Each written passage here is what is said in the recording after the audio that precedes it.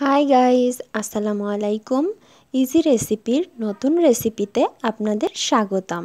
আশা করি সবাই ভালো আছেন, সুস্থ আছেন।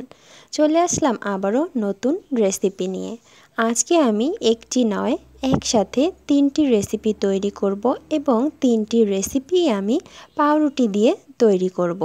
চলুন তাহলে দেখে নিই কীভাবে পাউরুটি দিয়ে 3 রকম রেসিপি করে নিচ্ছি।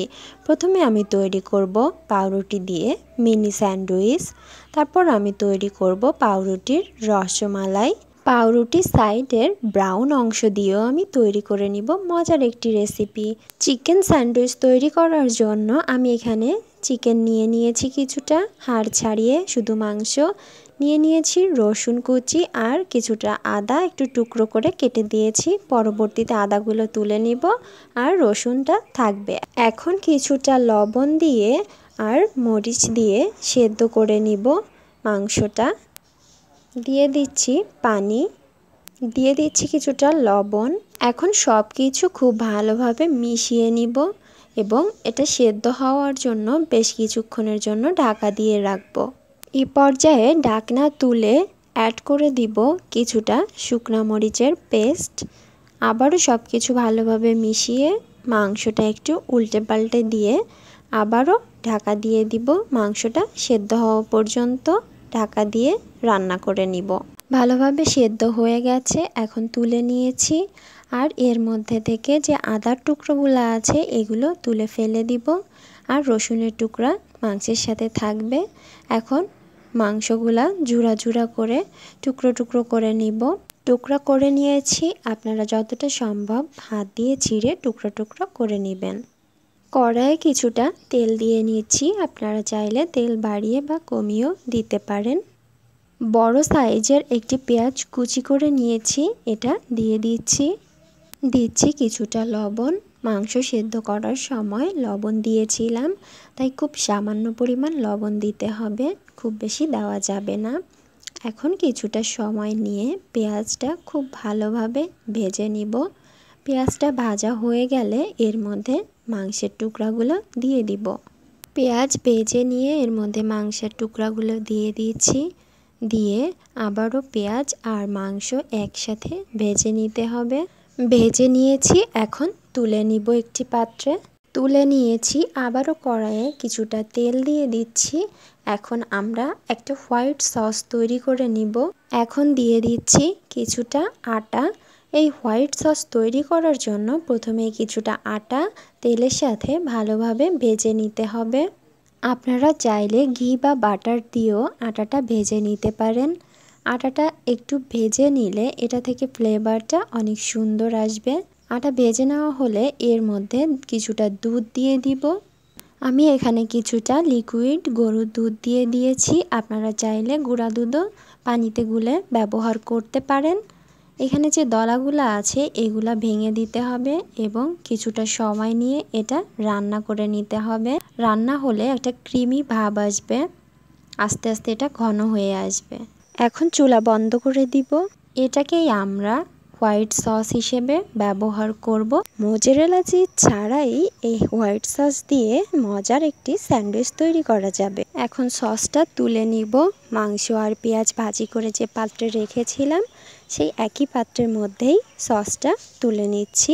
এখন এর মধ্যে দিচ্ছি কিছুটা চিনি আর দিয়ে দিব বেশ কিছুটা টমেটো সস। টমেটো সস আর চিনি দিয়ে সব উপকরণগুলি খুব ভালোভাবে মিশিয়ে নিব। সব কিছু খুব ভালোভাবে মিশিয়ে নিয়েছি। এখন স্যান্ডউইচ তৈরি করে নিব। তার জন্য আমি এখানে পাউরুটি নিয়েছি আর পাউরুটি সাইড থেকে আমি কেটে নিয়েছি। আপনারা চাইলে কেটে নিতে পারেন, রেখেও দিতে পারেন, এটা আপনাদের ইচ্ছা। পরিমাণ মতো পুর দিয়ে আমি স্যান্ডউইচগুলো তৈরি করে নিব। আপনারা পুরটা কম বেশি করেও দিতে পারেন। আর আমি এভাবেই রেখে দিব, মাঝখান থেকে কাটবো না, যেহেতু এগুলা মিনি স্যান্ডউইচ, পাউরুটির সাইজটা ছোট। আর আপনারা এভাবেও খেতে পারেন, আবার চাইলে চুলায় একটু ছেঁকেও নিতে পারেন যদি গরম গরম খেতে চান। এভাবে খুব সহজেই তৈরি করে নিলাম মিনি স্যান্ডউইচ। আশা করি আপনারা অবশ্যই এভাবে ট্রাই করবেন। স্যান্ডউইচের পুরের যে বাকি অংশটা এটা আপনারা চাইলে ফ্রিজে রেখে সংরক্ষণ করতে পারেন এবং পরবর্তীতে আবারও স্যান্ডউইচ তৈরি করতে পারেন। স্যান্ডউইচ বানানো তো দেখে নিলাম, এখন দেখে নিব কিভাবে পাউরুটির রসমালাই তৈরি করা যায়। চলুন তাহলে দেখে নিই। পাউরুটির রসমালাই তৈরি করতেও আমি একইভাবে পাউরুটির সাইড থেকে কেটে নিয়েছি। প্রথমেই কড়াইয়ে দুধ দিয়ে দিচ্ছি, দুধটা জাল করে নিব চিনি আর কিছু মশলা দিয়ে। দুধ নামানোর আগে এর মধ্যে দিয়ে দিয়েছি 1 মুঠ গুঁড়া দুধ।